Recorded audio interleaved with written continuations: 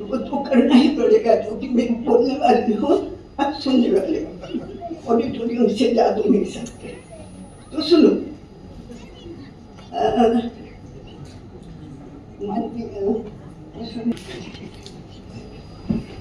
भारतीय भाषा परिषद से पत्र मिला, आपको अवार्ड मिलने वाला है। अवार्ड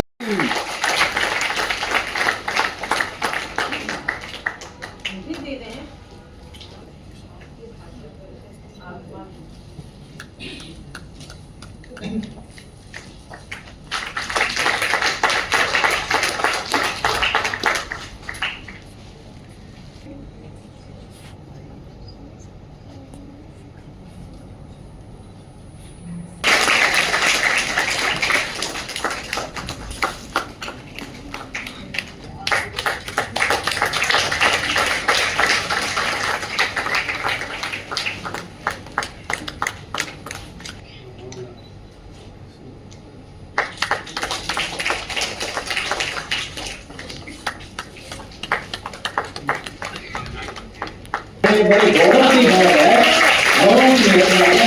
धन्यवाद।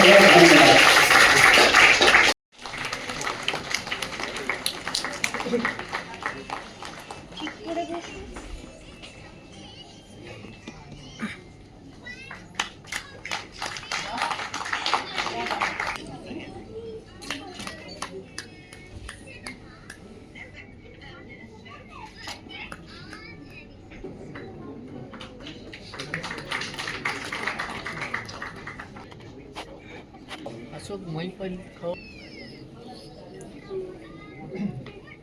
फोटो करवा लेंगे ग्रुप करवा लेंगे। इसके बाद आज के मुख्य अमृता जी आप लोग ताली बजाइए।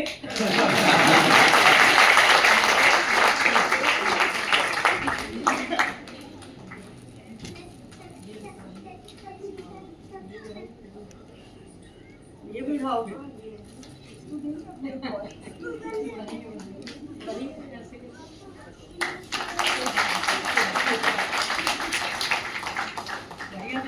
भावुक क्षण है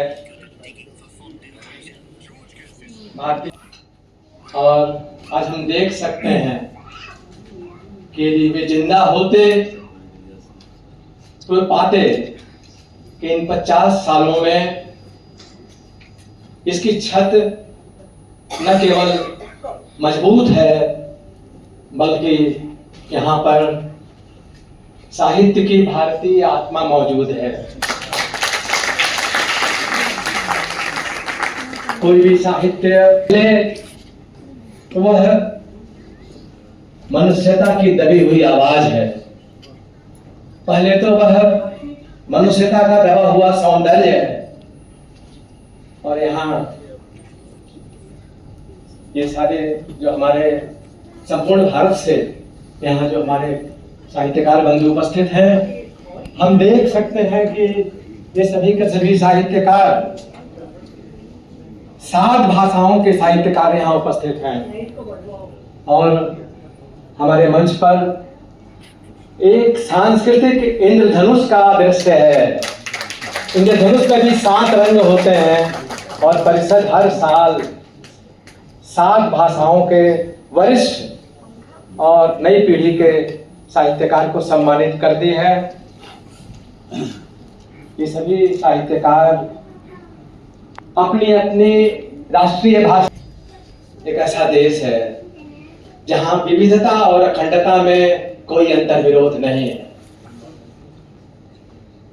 भारतीय भाषा परिषद को 7 खंडों में हिंदी साहित्य ज्ञान कोश निर्माण करके देने वाली वागर्थ मासिक का नियमित प्रकाशन यहाँ से हो रहा है। एक समृद्ध पुस्तकालय है। ऐसी कई उपलब्धियां हैं जिनके लिए हम डॉक्टर कुसुम खेमानी यहाँ उपस्थित है, हमारी अध्यक्ष है। इनका इन 50 सालों की यात्रा में स्थापना दिवस से लेकर भी रही हैं, निर्माता भी रही हैं। हम उनका अभिनंदन करते हैं और इसके साथ अब कार्यक्रम शुरू करते हैं। सबसे पहले पहलगाम में मारे गए जो लोग थे, और अभी 2 दिन पहले कलकत्ता के बड़ा बाजार में अग्निकांड हुआ और वहां 14 लोगों की मृत्यु हुई। उनके प्रति आप सबकी तरफ से, अपनी तरफ से, भारतीय भाषा परिषद की तरफ से हार्दिक संवेदना ज्ञापित करते हैं। इसके बाद डॉक्टर कुसुम खेमानी से अनुरोध करते हैं कि आए हुए अतिथियों और इस ठसाठस भरे हुए हाल में जो हमारे बंधु मित्र प्राध्यापक विद्यार्थी बैठे हुए हैं, ये आप ही इस भाग में डॉक्टर कुसुम खेमानी से अनुरोध करता हूं कि वे आए अतिथियों का स्वागत करें। डॉक्टर कुसुम खेमानी। गुरुजनों, मित्रों, प्यारे मित्रों, भारतीय भाषा परिषद का मंच आप सबकी उपस्थिति से आज जगमग कर रहा है। वैसे तो सभी विद्वानों की उपस्थिति हमें लुभाती रहती है, पर आज इस स्वर्ण जयंती के उपलक्ष्य में आप जैसे मेरे अद्भुत विद्वानों की उपस्थिति हमें आह्लादित कर रही है। हम आपको बहुत बहुत प्रणाम करते हैं और आपका हृदय से स्वागत करते हैं और आशा करते हैं कि आपका सहयोग ऐसे ही हमें मिलता रहेगा। कार्यक्रम के आरंभ में हम श्रीमती वर्षा अडालजा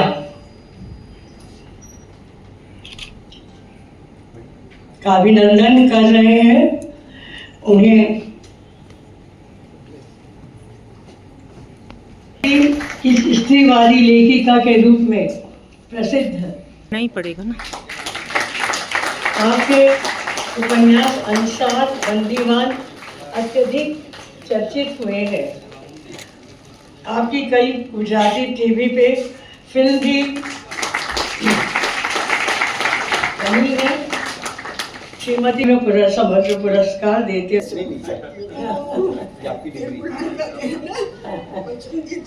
बेरा संघर्षमय जीवन से गुजरते हुए विशेषकर ग्राम जीवन पर आपने कई चर्चित कृतियां दी है। आपकी समाज चेतना और कथाशिल्प से सुसज्जित कई कृतियां हैं, जिनमें प्रमुख है आप बांग्ला साहित्य संसार के पुरस्कार आजीवन की संवेदना से पुनः आलोकित करने वाले अप्रतिम साहित्यकार नलिनी बेड़ा को कृतित्व समग्र से अलंकृत कर पुरस्कृत करेंगे। तमिल साहित्य को गरिमापूर्ण ऊंचाइयों तक ले जाने वाले रामाकृष्णन कहानीकार और नाटककार दोनों हैं। आपने 100 से अधिक पुस्तकों की रचना की है और आपका उपन्यास संचलम अत्यधिक चर्चित है। आपने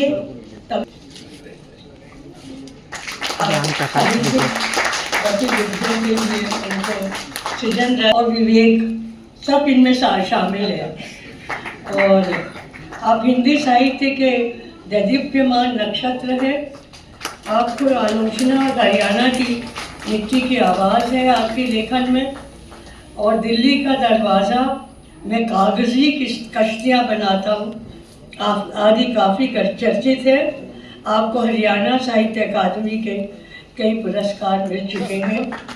ज्ञान प्रकाश विवेक को प्रतिष्ठित मुनिम भरकोट की पुरस्कार मिल चुका है।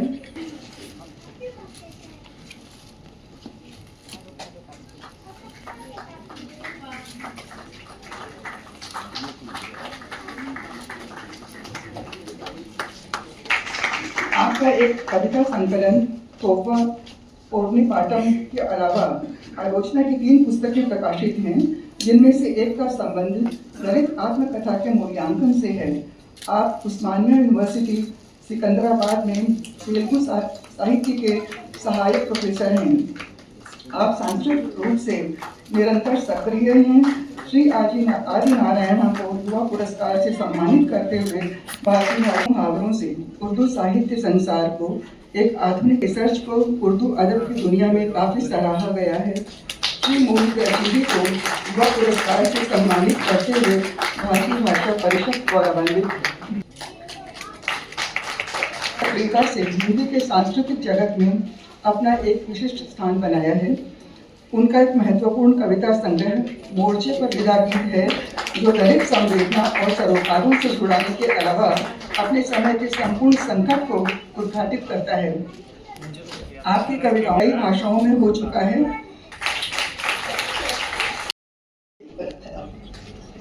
और भारतीय भाषा परिषद की गोल्डन जुबली है। मेरा 51वां अवार्ड है।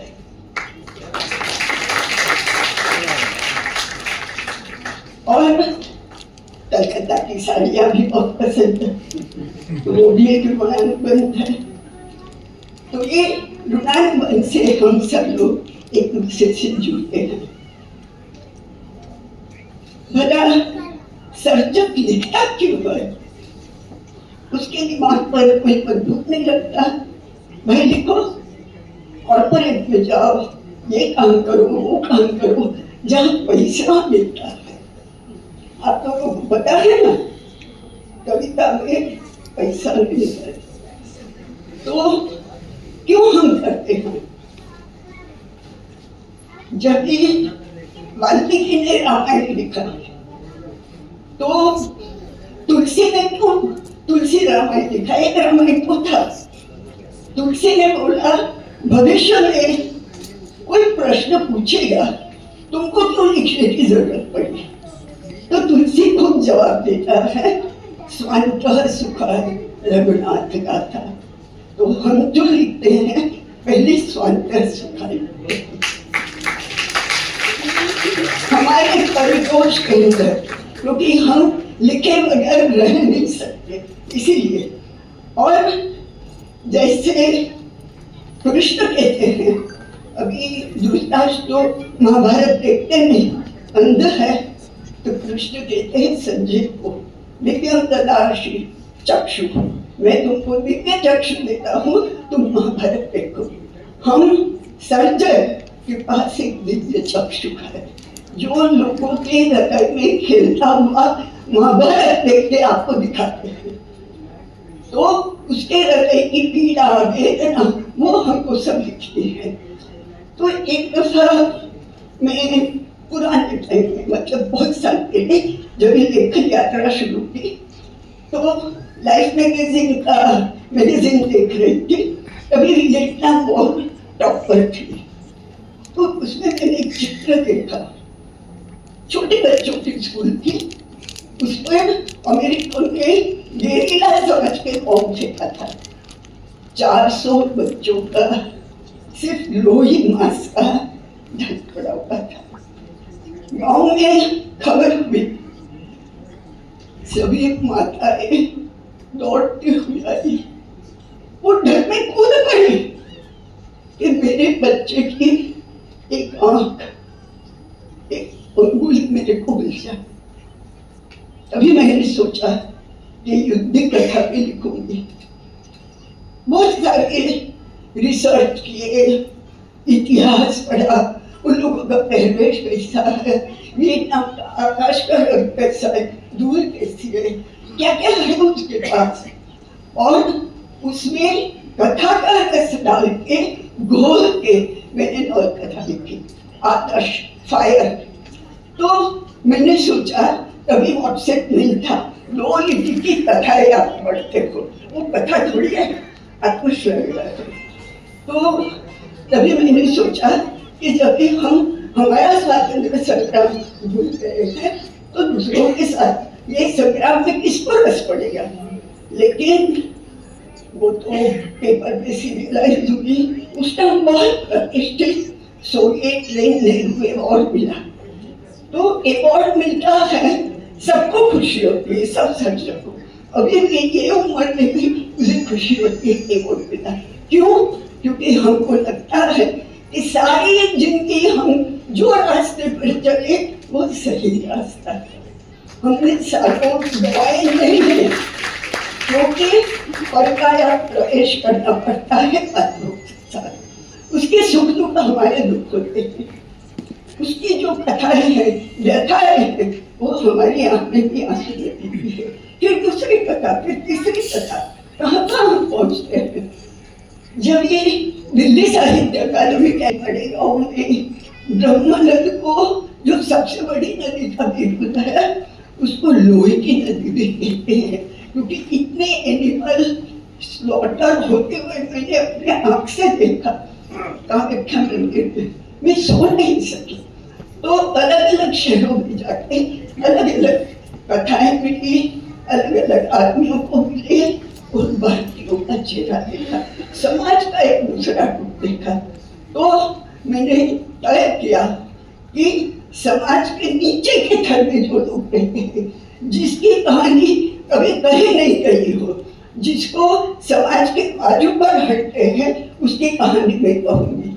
ऐसे ऐसे रस भर कहूँगी कि सबको सुननी पड़ेगी, सबको पढ़नी पड़ेगी।